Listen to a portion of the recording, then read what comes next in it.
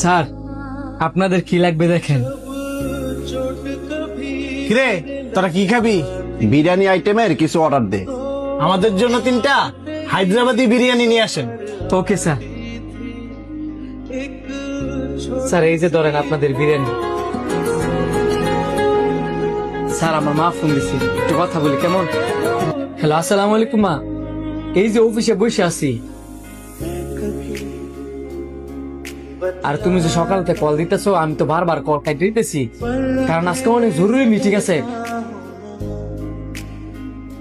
তোমার আমি পরে ফোন দিব মনে। স্যার ডাকতেছে পরে ফোন দিব মনে। স্যার সরি, আর কিছু লাগবে? না আর কিছু লাগতো না।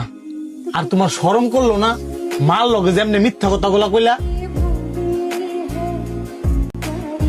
যেই বাপ মা খাওয়ায় ফিন্দায় বড় করছে, এই বাপ মার লগে এমনি মিশা কথা কও? দেখো কোনো কামই ছোট না, তোমার মার এক বলে না কিল লেগা তুমি যে ওইটারে চাকরি করো। যে লোক কর্মরে শুরু করে দেয় হে লোকে ভবিষ্যতে কিছু করতে পারে না।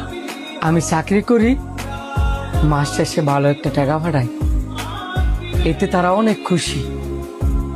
আর আমার কয়েকটা মিথ্যা কথাতে যদি আমার ফ্যামিলি অনেক খুশি থাকে, এটা কি ভালো না? আমার বাপ মা জানে আমি একটা ভালো জায়গায় চাকরি করি, আমার গ্রামের মানুষ তাই জানে।